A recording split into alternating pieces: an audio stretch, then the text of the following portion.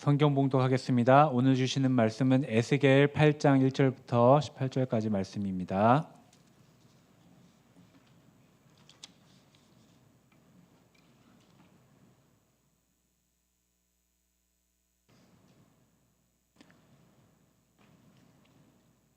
제가 먼저 한 절 읽고 교독하시겠습니다. 여섯째 해 여섯째 달 초닷새에 나는 집에 앉았고 유다의 장로들은 내 앞에 앉아 있는데 주 여호와의 권능이 거기에서 내게 내리기로 내가 보니 불같은 형상이 있더라. 그 허리 아래 모양은 불같고 허리 위에는 광채가 나서 단쇠 같은데 그가 손 같은 것을 펴서 내 머리털 한 모숨을 잡으며 주의 영이 나를 들어 천지 사이로 올리시고 하나님의 환상 가운데 나를 이끌어 예루살렘으로 가서 안뜰로 들어가는 북향한 문에 이르시니 거기에는 질투의 우상 곧 질투를 일어나게 하는 우상의 자리가 있는 곳이라. 이스라엘 하나님의 영광이 거기에 있는데 내가 들에서 본 모습과 같더라.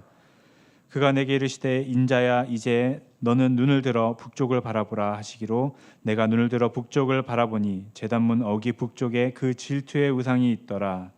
그가 또 이르시되 인자야 이스라엘 족속에 행하는 일을 보느냐. 그들이 여기에서 크게 가증한 일을 행하여 나로 성도를 멀리 떠나게 하느니라. 너는 다시 다른 큰 가증한 일을 보리라 하시더라. 그가 나를 이끌고 뜰 문에 이르시기로 내가 본즉 담에 구멍이 있더라. 그가 내게 이르시되 인자야 너는 이 담을 헐라 하시기로 내가 그 담을 허니 한 문이 있더라.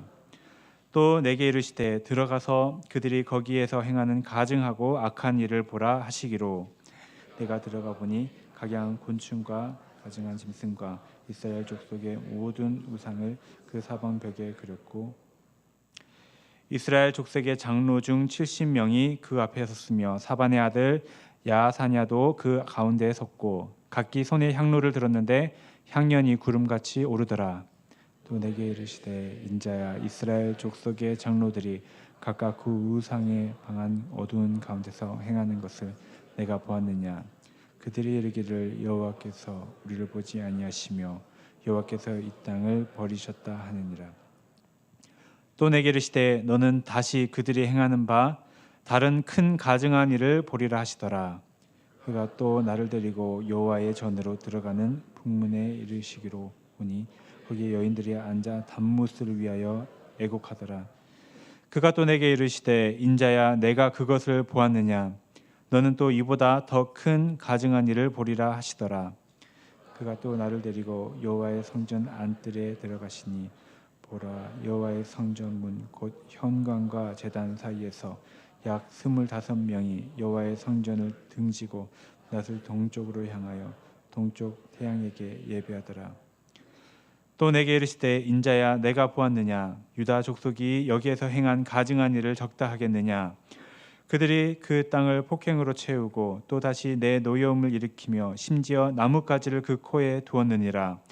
그러므로 나도 분노로 갚아 불쌍히 여기지 아니하며 긍휼을 베풀지도 아니하리니 그들이 큰 소리로 내 귀에 부르짖을지라도 내가 듣지 아니하리라. 아멘. 예, 이 시간 내 마음의 우상들 6번째 시간입니다. 성전에서의 우상 숭배라는 제목으로 담임 목사님 말씀 전해주실 때 우리 마음 가운데 있는 우상을 발견하는 은혜로운 시간 되시기를 원합니다.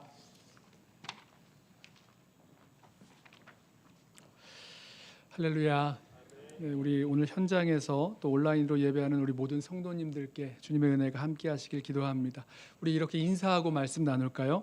우리 주님만 예배하는 성도 되겠습니다. 우리 인사하고 말씀 나누겠습니다. 주님만 예배하는 성도가 됩시다. 내 마음의 우상 6번째 시간인데요. 우리는 계속해서 성경에 등장하는 그 우상의 이야기들 속에서 우리 안의 우상, 우리 마음의 우상들이 무엇인지 또 어떻게 만들어지고 어떻게 나타나는지 말씀을 살펴보고 있습니다. 우리 지난 시간 기억하세요? 이스라엘의 북이스라엘의 첫 번째 왕 여로보암의 우상 숭배 이야기였는데요. 여로보암은 자기 백성들이 하나님 예배하기 위해서 성전이 있는 예루살렘에 올라가는 것 이거 내버려 뒀다가는 백성들의 마음이 돌아설까 염려하여서 국리 끝에 금송아지 둘을 만들어서 베델과 단에 두고 산당을 짓고 제단을 쌓아놓고 거기서 하나님을 예배하게 했습니다. 그 결과 후대의 그 북이스라엘 왕들 모두가 다 그 여로보암의 죄에서 떠나지 못하게 되었고 북이스라엘 그 나라는 아수르 나라에 멸망당하는 일까지 당하게 됩니다. 하나님이 임재하시는 성전에서 예배하는 것 막고 우상 숭배에게 했던 그 범죄가 북이스라엘 나라 전체를 심판받게 만들었죠. 그런데 오늘 말씀을 보시면 북이스라엘뿐만이 아니라 남유다도 우상 숭배로 심판받게 되는 것을 말씀을 통해서 보게 됩니다. 유다 나라 백성들은 하나님만 예배하며 섬겨야 할 그 예루살렘과 성전 곳곳에서 우상 숭배를 하였고요. 바로 그 결과 우리가 다 읽지 않았지만 이어지는 말씀 에스겔서 9장, 10장, 11장 또 그 이후에 이어지는 말씀을 보면 하나님은 그 하나님의 그 성전, 하나님의 그 성소를 떠나고 또 예루살렘 성전은 멸망을 당하게 되는 것까지 보게 됩니다. 오늘 이 에스겔의 환상 속에 나오는 예루살렘과 성전에서의 우상 숭배 이야기 통해서 신앙 공동체를 무너뜨리는 그런 우상 숭배를 발견하고 또 우리 안에 있는 그 끈질긴 우상, 우리 공동체 안에 있을 수 있는 그 우상의 모습을 발견하게 되시길 바랍니다. 자, 오늘 말씀은 에스겔 선지자가 주의 영에 이끌려서 예루살렘으로 가서 환상을 보게 되는 것으로 시작됩니다. 1절 말씀이에요. 여섯째 해 여섯째 달 초닷새에 나는 집에 앉았고 유다의 장로들은 내 앞에 앉아 있는데 주 여호와의 권능이 거기에서 내게 내리기로 내가 보니 불같은 형상이 있더라. 자, 여기서 여섯째 해 여섯째 달 초닷새라고 말하고 있는데요. 에스겔 선지자가 환상을 보았던 그 역사적인 배경, 그 시점이 언제인지를 정확하게 짚어주고 있습니다. 이 여섯째 해, 이것은 이제 여호야긴 왕이 바벨론에 사로잡혀 간 해로부터 여섯째 해를 말하는데요. 이 말씀을 이해하기 위해서는 당시의 역사적인 배경을 좀 알고 계셔야 되는데요. 이미 북이스라엘은 130년 전쯤에 아수르에게 멸망했고 그 이후에 아수르 이후에 바벨론 나라가 패권을 잡습니다. 유명한 바벨론 느부갓네살 왕이 예루살렘을 공격하였고 그 예루살렘에 있던 유다 왕 여호야긴을 포로로 끌어갑니다. 그리고 그 대신 시드기야를 왕으로 세우죠. 이 시드기야가 유다 나라의 마지막 왕이 됩니다. 자, 에스겔은요, 그 여호야긴 왕이 바벨론에 사로잡혀 갈 때 함께 바벨론으로 끌려온 포로였어요. 바벨론 포로로 이 여호야긴 왕과 에스겔이 끌려와 있지만 물론 다른 그 유다 백성들도 있었지만 예루살렘과 성전은요 여전히 건재하고 있었던 시기가 바로 요 시기였어요. 바벨론 포로 중에 유다의 장로들 몇 사람이 에스겔 선지자의 집으로 찾아와서 에스겔 앞에 앉아 있을 때에 하나님의 권능이 에스겔 선지자에게 임하였고 에스겔은 환상 가운데 불같은 형상을 보게 됩니다. 놀랍죠? 자, 이 형상은요 1년 전쯤 에스겔이 선지자로 부르심 받았을 때 보았던 바로 그 환상 가운데 나온 그 형상입니다. 그 불같은 형상에서 이렇게 손이 나와서 에스겔 선지자의 머리채를 이렇게 잡습니다. 그리고 하나님의 영이 에스겔 선지자를 들어 올려서 예루살렘 성전으로 예루살렘 성으로 이렇게 가게 되었어요. 그리고 에스겔은 예루살렘 그 안뜰로 들어가는 북향한 문, 그러니까 쉽게 말하면 예루살렘 성의 북문이라고 보시면 돼요. 예루살렘 성의 북문에 오게 되는데 바로 거기서부터 이 환상이 시작됩니다. 하나님은 여기에서부터 4개의 장면을 보여주시는데 이미 이것은요 하나님께서 예루살렘 성전을 떠나시게 되는 이유가 무엇인지 알려주고 하나님의 영광이 떠난 그 성전이 파괴될 수밖에 없었던 이유가 무엇인지를 보여주시는 겁니다. 그리고 정말로 얼마 안 가서 예루살렘 그 성전은 바벨론 그 느부갓네살 왕의 군대에 의해서 파괴를 당하죠. 이 환상을 보았을 때가 6째 해니까 시드기야 9년, 그러니까 이제 여호야긴 왕이 사로잡혀 가고 시드기야가 왕이 될 때부터 같이 이제 연도가 계산되는 거니까 시드기야 9년이면 이제 3년 정도 남은 거죠. 3년 후쯤에 예루살렘 성은 바벨론 군대에 포위를 당하고 한 18개월 만에 함락되고 성과 성벽과 성전 모든 것이 불에 타서 폐허가 돼버립니다. 자, 말씀드린 대로 이 환상을 본 시점 에스겔 선지자가 포로로 끌려와 있을 때에 아직 예루살렘 성전은 그대로 건재하고 있었던 그 시기에 본 환상이 됩니다. 네 가지 장면이 시작되는데요. 에스겔이 가장 먼저 예루살렘 그 북문에서 그 질투의 우상을 보게 됩니다. 5절 말씀이에요. 그가 내게 이르시되 인자야 이제 너는 눈을 들어 북쪽을 바라보라 하시기로 내가 눈을 들어 북쪽을 바라보니 제단문 어기 북쪽에 그 질투의 우상이 있더라. 그가 또 내게 이르시되 인자야 이스라엘 족속이 행하는 일을 보느냐 그들이 여기에서 크게 가증한 일을 행하여 나로 내 성소를 멀리 떠나게 하느니라. 너는 다시 다른 큰 가증한 일을 보리라 하시더라. 보세요. 예루살렘으로 옮겨진 에스겔이 가장 먼저 본 환상은요. 예루살렘 성 그 북문 입구에서 본 우상입니다. 이 북문은요. 예루살렘 그 백성들이 가장 많이 다니는 왕래가 가장 많은 곳에 있었던 문인데요. 여기에 우상이 이렇게 딱 버티고 있는 겁니다. 그런데 한번 생각해 보십시오. 그 많은 사람이 지나다니면서 그 우상이 있는 것을 보고도 아무렇지도 않게 누구도 뭐라 하는 사람 없이 아무렇지도 않게 당연하다는 듯이 그래도 되는 듯이 그 앞을 지나다니고 있었다는 겁니다. 이 모습은 결국 예루살렘 백성들의 우상 숭배가 얼마나 일반적이었고 전반적이었는지를 보여주는 거죠.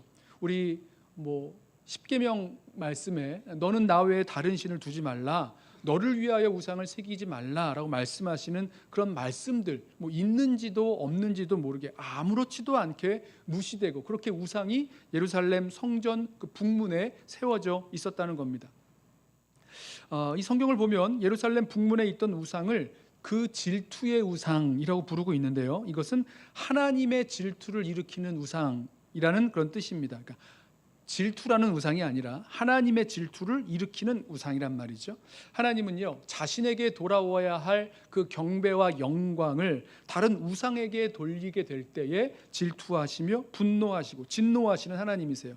아마도 이 질투의 우상은 그 므낫세 왕, 지금 이 여호야긴 왕, 지금 그 여호야긴 시드기야가 있으면 그 위에가 요시야고 요시야 위에가 아몬이고 그 위에가 므낫세인데요. 므낫세 왕이 성전에 세워놓고 경배했던 그 아세라 신을 말하는 것 같아요. 우상이라고 할 때 세멜이라는 아주 독특한 그 단어를 여기서 같이 사용하는데요.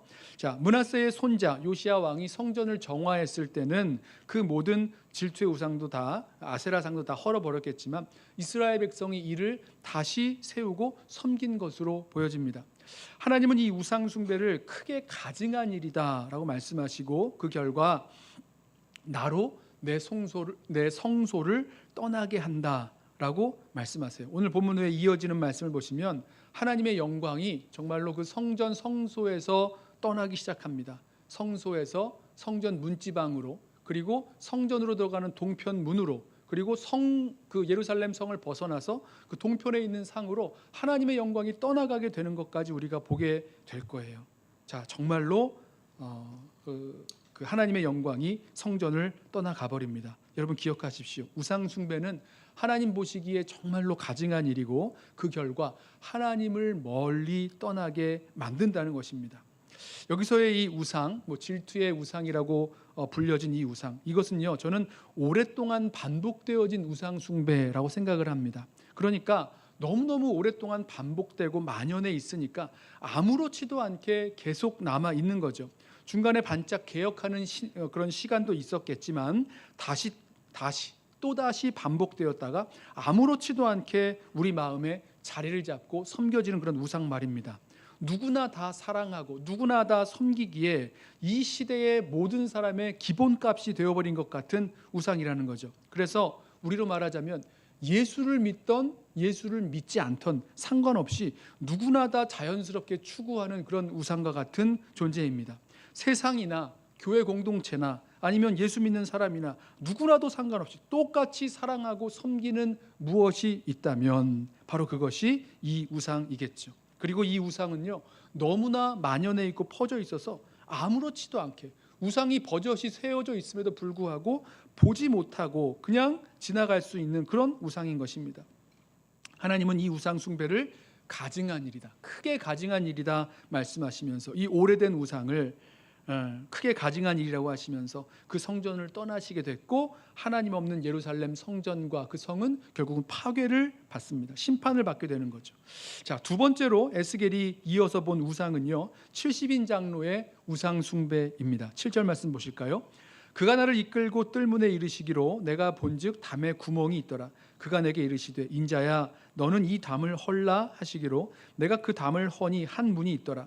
또 내게 이르시되 들어가서 그들이 거기에서 행하는 가증하고 악한 일을 보라 하시기로 내가 들어가 보니 각양 곤충과 가증한 짐승과 이스라엘 족속의 모든 우상을 그 사방벽에 그렸고 이스라엘 족속의 장로 중 70명이 그 앞에 섰으며 사반의 아들 야사나도 그 가운데에 섰고 각기 손에 향로를 들였는데 향연이 구름같이 오르더라. 이 첫 번째 우상 숭배의 장면은 일반 백성들이 공개적으로 우상 숭배하는 그런 모습이었다면, 두 번째 장면은요 이스라엘의 정치 사회적인 지도자들이 70인 장로죠. 그들이 자신들만의 은밀한 공간에서 은밀하게 섬겼던 그 애굽의 우상들을 말하고 있습니다. 뜰로 들어가는 입구, 여기 분명히 아마도 이제 왕궁 뜰 같은데요. 그 뜰로 들어가는 입구로 옮겨진 에스겔은 담벼락을 하나 보게 되는데 그 담벼락에 구멍이 하나 있는 거예요. 하나님이 에스겔에게 그 담벼락을 헐라 그러시죠. 담을 헐었어요. 그랬더니 문이 하나 있었습니다. 그 문을 열고 들어가서 그 안에서 행해지는 가증한 일을 보라 말씀하세요. 우상 숭배였습니다. 에스겔이 그 문을 열고 그 방 안으로 들어가 보니까 벽 사면에 각종 곤충과 짐승과 우상의 모습들이 이렇게 그려져 있었다는 겁니다. 자, 이게 애굽의 우상들을 말합니다. 애굽의 우상들은요 곤충, 이제 문자적으로 이제 기는 것 이렇게 말하는데요. 우리 그 애굽에 내려졌던 10가지 재앙 중에서 파리 재앙, 이 재앙 이런 거 있잖아요. 이런 것들이 다 애굽의 신들을 말하는데요.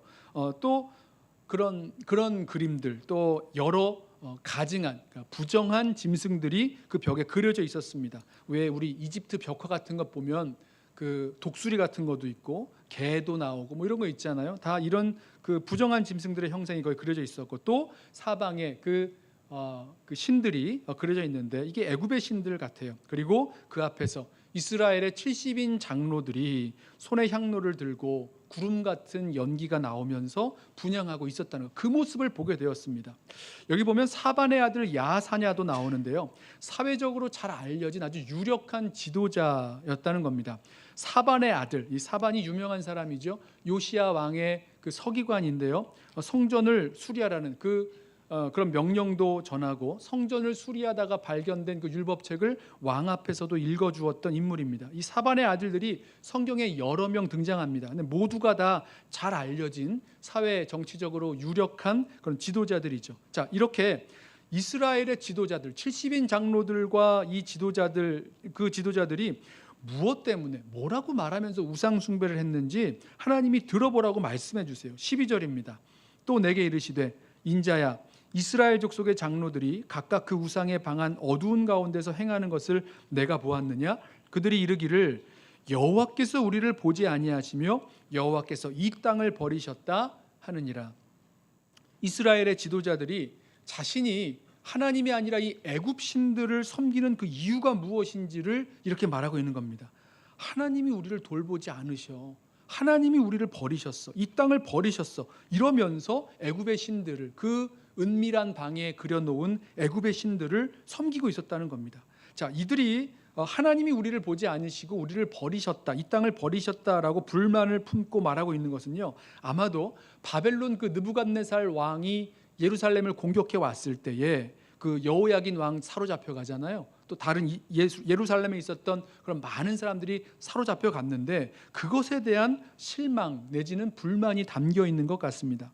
당시 사람들이 생각하기에 전쟁에서 한 민족이 패하는 것은요, 그 민족이 섬기는 신이 약해서 패했다, 이렇게 생각을 했습니다. 그러니까 막강한 바벨론 나라의 침략을 받았을 때에 우리가 섬기는 이 하나님이 힘이 없어서 너무 약해서 이렇게 우리를 구하지 못했다. 그러니까 하나님보다 더 강하고 큰 그 애굽의 신들을 섬김으로 그들에게서부터 보호를 받고 그 신들로부터 보호를 받기 원하는 마음에서 우상 숭배를 하게 된 것으로 보여집니다. 여러분, 하나님이 내가 원하는 대로 나를 보호해 주지 않으셨기 때문에 이 실망감이죠. 동시에 그렇다면 하나님보다 더 커 보이는 그 힘, 더 큰 우상을 찾아서 숭배하는 모습을 보게 되는 거죠. 특별히 이들이 누구였냐면 이스라엘의 지도자들이었다는 겁니다. 지도자로서 이 공동체를 보호하고 이 공동체를 이끌기 위해서는 하나님보다 더 크고 강한 힘을 추구할 수 있다는 거죠. 추구하게 된다는 거죠.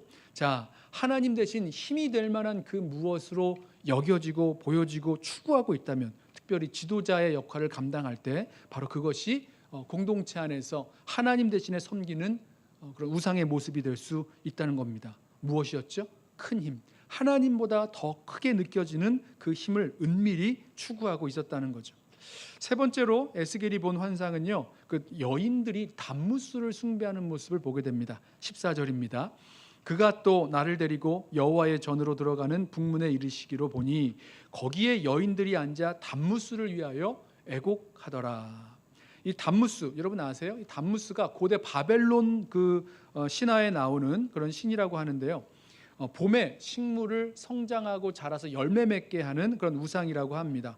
하지, 그 낮과 밤의 시간이 같아지는 그 하지를 기점으로 아주 뜨거운 여름이 되면 식물들이 다 타들어 죽게 되잖아요. 그러면 그때 사람들은 생각하기를 단무스가 죽어서 지하 세계에 내려갔기 때문에 이렇게 뜨거운 여름에 식물들이 다 죽는 거고, 이제 후에 뭐 겨울이 지나고 봄이 오면 지하 세계에서 지상으로 올라와서 만물을 다시 소생케 하는 그런 신이다라고 여겼다고 합니다. 이스라엘 여인들이 지금 단무스를 위해서 애곡한다라고 하는데요. 왜 애곡을 할까요? 왜 애곡하는 거? 왜 울고 있는 겁니까? 봄에 만물이 소생하고 풍성하게 되는 것처럼 자기의 삶이 더 풍성하고 풍요롭게 되기를 바라는 마음에서, 또 그렇지 못하기 때문에 이렇게 애곡하고 있었다는 거죠. 단무스 앞에서. 자, 여기서의 이 단무스를 섬기는 여인들의 모습, 이 모습은요, 이 예수 믿는 사람들 가운데에서도 똑같이 일어날 수가 있습니다. 누가 뭐래도 풍요로운 삶을 살기 원하는 마음에 이 여인들이 또 다른 풍요와 번영의 그 신을, 그 우상을 섬기고 있는 거죠. 에스겔이 처음으로 보았던 그 질투의 우상, 그것이 아마 아세라 목상이었을 것이다 라고 말씀을 드렸는데, 아세라 목상 역시 풍요와 다산의 신이거든요. 그런데 이제 뭔가 새롭게 다가온 풍요와 이 생명, 이 번영의 신을 지금 이들이 섬기고 있다는 거죠. 교회 안에도 예수 믿는 사람들 중에도 이렇게 새롭게 다가온 그 풍요의 신을 찾고 섬기고 추구할 수 있다는 거죠. 동시에 그러지 못하기 때문에 그 앞에서 울고 애통해야 할 수 있다는 것입니다. 바로 이 우상 숭배 때문에 하나님의 심판이 예루살렘과 그 성전을 덮어버렸다는 사실 기억하시기 바랍니다. 그리고 이어서 에스겔은 제사장들의 태양 숭배하는 모습을 보게 됩니다. 16절, 그가 또 나를 데리고 여호와의 성전 안뜰에 들어가시니라. 보라, 여호와의 성전문 곧 현관과 제단 사이에서 약 25명이 여호와의 성전을 등지고 낯을 동쪽으로 향하여 동쪽 태양에게 예배하더라. 하나님은요, 지금까지 에스겔에게 보여주셨던 것보다 아주 더 가증한 일을 보여주시기 위해서 성전 안뜰로 들어가셨습니다. 성전문, 현관과 그 제단 사이, 이 자리가 원래 이 제사장들이 이 백성들을 위해서 하나님께 중보하는, 하나님께 기도하는 특별한 일을 감당하는 장소였는데요. 이곳에 제사장들이 하나님의 성전을 등에 지고 동쪽을 향해서 바라보면서 태양을 경배했다는 겁니다. 이 성전의 구조와 그 바라보고 있는 그 방향을 생각해 보면 이게 딱 맞아요. 성전을 등지고 그 동쪽에 있는 태양을 향해서 경배를 하고 있는 겁니다. 여기 25명이라고 나왔는데요. 이 25명은 일반적으로 제사장 그 24반열에 든 제사장과 대제사장의 그 수를 합친 것으로 보여집니다. 그런데 바로 이 제사장들이 태양을 섬겼다는 겁니다. 뭐 태양 숭배는 여러 곳에 나오죠. 뭐 애굽에서는 라라는 그런 신을 태양 신을 섬겼고, 또 고대 근동의 여러 나라에도 그 태양을 섬기는 그런 모습이 있습니다. 예루살렘 성전에 태양 숭배가 들어오기도 했는데요. 므낫세 왕, 또 므낫세 왕이에요. 므낫세 왕 때에 성전 마당에다가 1월 성신을 위한 제단을 쌓아 놓았던 때가 있었습니다. 물론 이제 다시 므낫세의 아들 손자 요시야가 왕이 돼서 성전을 정화하면서 태양 수레를 불사르고 태양을 위해 드렸던 말도 다 제거했다, 이런 말씀들이 나오는데, 그런데 다시 이 제사장들이 태양 숭배에 빠졌다라는 것을 보게 됩니다.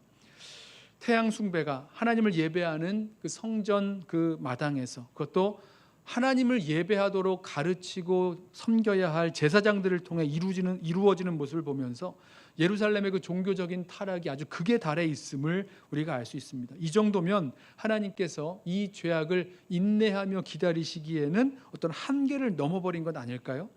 이스라엘 백성이요, 오늘 말씀 이제 네 가지의 그 우상 숭배의 모습을 보았는데, 네 가지의 모습을 보면 이스라엘 백성들 지위 고하를 막론하고 일반인들이나 지도자들이나 남자나 여자나 심지어 종교 지도자들까지라도 하나님을 섬겨야 할 그 제사장들까지도 우상을 숭배했다는 거예요. 각자가 알고 있는 대로, 그리고 각자가 자기 삶에서 끌리는 대로, 원하는 대로 우상을 숭배했습니다. 예루살렘 북문에서, 또 왕궁의 뜰로 들어가는 아주 비밀스러운 그 은밀한 방 어디에서, 그리고 성전 북문에서 여인들이, 그리고 성전 안뜰, 현관과 제단 사이에서도 그 우상 숭배가 만연했던 그 모습은 하나님께서 이 우상 숭배로 더럽혀진 성전을 떠나시고 예루살렘 성을 심판하실 충분한 이유가 되었습니다. 이어진 말씀을 보면 심판이 선포되고 하나님의 영광, 그 성전의 지성소죠. 지성소에 보면 이제 그룹, 천사 그룹이 있는데, 그 그룹의 날개 위에 임하시는 여호와의 영광이 이렇게 그 위로 떠오르고, 그 영광이 떠올라 성전 문지방으로 이동하고, 그리고 성전 문지방에서 성전의 동문으로, 그리고 동문에서 그 예루살렘 성을 넘어서서 동쪽에 있는 그 산으로, 감람산이겠죠, 그 동쪽 산으로 떠나시는 것을 보게 됩니다. 그리고 말씀드렸던 대로 에스겔이 이 환상을 보았던 그 이후 3년 후에 예루살렘은 바벨론 느부갓네살 왕의 그 군대에 포위되고 18개월에 걸친 공격 끝에 함락되고 맙니다. 예루살렘 성과 성전과 왕궁 모두가 다 불살라져서 잿더미가 되는 거죠. 그리고 남은 자들은 바벨론에 사로잡혀 끌려가게 됩니다. 자, 그 모습이 이루어지기 전에 이스라엘 백성의, 이 유다 백성의 예루살렘에서의 성전에서의 그 우상 숭배와 또 그 우상 숭배에 따라오는 하나님의 심판 선포가 이어집니다. 17절, 또 내게 이르시되 인자야 내가 보았느냐, 유다 족속이 여기에서 행한 가증한 일을 적다 하겠느냐, 그들이 그 땅을 폭행으로 채우고 또다시 내 노여움을 일으키며 심지어 나뭇가지를 그 코에 두었느니라. 그러므로 나도 분노로 갚아 불쌍히 여기지 아니하며 긍휼을 베풀지도 아니하리니 그들이 큰 소리로 내 귀에 부르짖을지라도 내가 듣지 아니하리라. 4번에 걸쳐서 예루살렘의 우상 숭배를 보여주신 하나님께서 이 우상 숭배가 이게 정말 작지 않다는 겁니다. 적다 말할 수 있겠느냐 물으시면서 하나님께서 심판하시겠다고 말씀을 하십니다. 보면 유다가 이 우상 숭배의 죄악을 저지르고 있는데, 그 우상 숭배뿐만 아니라 그 땅을 폭행으로 가득 채웠다, 이렇게 말씀해요. 종교적인 타락과 윤리적인 타락은요, 이게 떨어지지 않습니다. 생각해 보십시오. 하나님을 버리고 우상을 숭배하고 있었다면 하나님의 그 계명, 하나님의 말씀을 존중할 리가 있겠습니까? 없는 거죠. 이웃을 사랑하고 이웃을 섬기라고 말씀하신 그 모든 계명 존중하지 않고, 그 이웃이 마치 내가 무엇이든지 뺏고 착취할 수 있는 그런 대상이 되어버리는 거죠. 하나님은 자신을 떠나서 우상 숭배하는 이 백성들, 그리고 그 땅을 폭력으로 채운 이 사람들에게 분노로 응답하겠다라고 말씀하십니다. 여기 보면 하나님께서 그들이 큰 소리로 내 귀에 부르짖을지라도 내가 듣지 아니하겠다 말씀하셨는데요, 하나님은 원래 자기 백성이 하나님께 간절히 부르짖어 찾고 구할 때 응답해 주시는 하나님이시잖아요. 우리 다 알죠. 그런데 하나님께서 이 백성이 큰 소리로 부르짖어도 듣지 않겠다고 말씀하시는 것은요, 하나님의 심판이 이미 결정되었음을 말하는 것입니다. 에스겔과의 동시대에 있었던 선지자 예레미야도 같은 말씀을 선포해요. 예레미야 11장 14절에 하나님께서 예레미야 선지자에게 이렇게 말씀하시죠. 그러므로 너는 이 백성을 위하여 기도하지 말라. 그들을 위하여 부르짖거나 구하지 말라. 그들이 그 고난으로 말미암아 내게 부르짖을 때에 내가 그들에게서 듣지 아니하리라. 왜 그렇습니까? 왜 하나님이 그들이 부르짖어도 듣지 않겠다라고 말씀하셨습니까? 그들의 우상 숭배라는 분명한 죄악 때문이었어요. 이 당시에 포로로 끌려가 있었던 유다에 남아 있었던 사람들이 있고 또 포로로 끌려가 있었던 바벨론 포로로 끌려가 있었던 사람들이 있는데 이 남아 있었던 사람들은요 그렇게 포로로 끌려가는 사람들을 하나님의 징벌을 받아서 그 약속의 땅에서 쫓겨난 자들이라고 생각을 했습니다. 반대로 예루살렘에 살아남아 있는 우리는 하나님의 택하심을 받아 보호하심과 축복을 받는 자들이라고 생각을 했어요.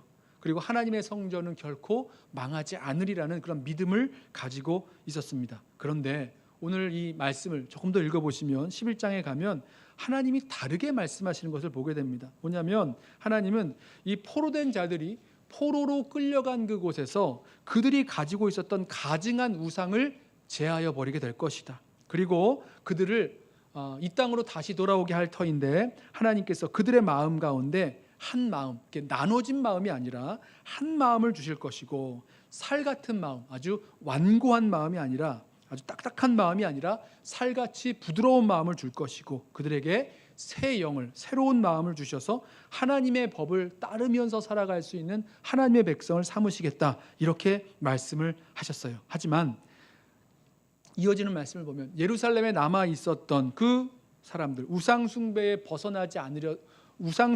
벗어나지 못한 그 사람들에게는 다음과 같이 말씀을 하셨습니다. 들어보세요. 에스겔 11장 21절. 그러나 미운 것과 가증한 것을 마음으로 따르는 자는 내가 그 행위대로 그 머리에 갚으리라. 나 주 여호와의 말이니라.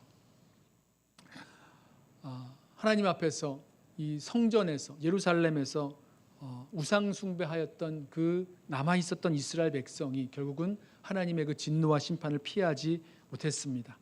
저는 이 말씀이요 하나님의 성령이 거하시는 성전된 교회 공동체 가운데에도 하나님께서 가증히 여기시는 우상 숭배가 있을 수 있다라는 말씀으로 마음에 다가왔어요. 그리고 그 우상 숭배에 대한 그 결과가 무엇입니까? 우리 고린도전서 6장 말씀에 이런 말씀이 있죠. 불의한 자가 하나님 나라를 유업으로 받지 못한다라고 하면서 그 속에서 음행하는 자나 우상 숭배하는 자나 속여 빼앗는 자들이 하나님의 나라를 유업으로 받지 못한다고 말씀하셨던 그 말씀이 있습니다. 마찬가지인 거죠. 지금 나는 이 성전 가운데 있으면서 하나님의 택하심을 받고 하나님의 보호하심을 받고 있다고 굳게 믿고 있었지만 실제로는 하나님이 아니라 다른 헛된 우상들을 섬기고 있었던 그 백성들을 향해서 주님께서 말씀하시는 겁니다. 그들에게 만연해 있었던 그 우상 숭배의 결과 그들이 하나님의 심판과 진노를 피할 수 없을 것임을 말씀하죠. 자, 저와 여러분 가운데에도 또 우리 교회 공동체 가운데에도 이 세상 가운데 너무 만연해 있어서 아무렇지도 않게 교회 안에 들어와 있는 그런 헛된 우상은 무엇입니까? 있을 수 있다는 거예요. 그리고 하나님보다 더 세 보이는, 더 커 보이는 그 힘을 쫓는 우리들의 우상이 있을 수 있다는 것입니다. 그리고 우리 마음 가운데 이미 세상 사람들이 원하는 그런 풍요의 신뿐만 아니라 새롭게 우리 마음 가운데 다가온 풍요의 또 다른 우상들, 그 모든 것들, 그리고 종교적인 혼합주의까지 이 모든 것들을 좀 생각해 보면서 우리 개인과 공동체 안에 이러한 우상들은 남아있는 것은 아닌지 우리의 자신들의 모습을 또 우리 교회 공동체의 모습들을 함께 돌아보기를 원합니다.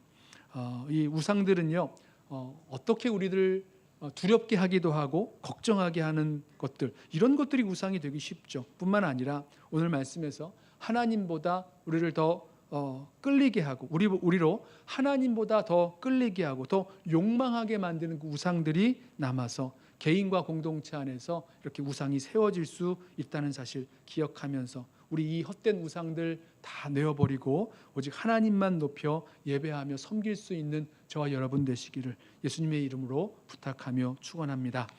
우리 다 함께 일어나셔서 나 주님만을 섬기리 함께 찬양하고 오늘 주신 말씀 붙들고 기도하겠습니다.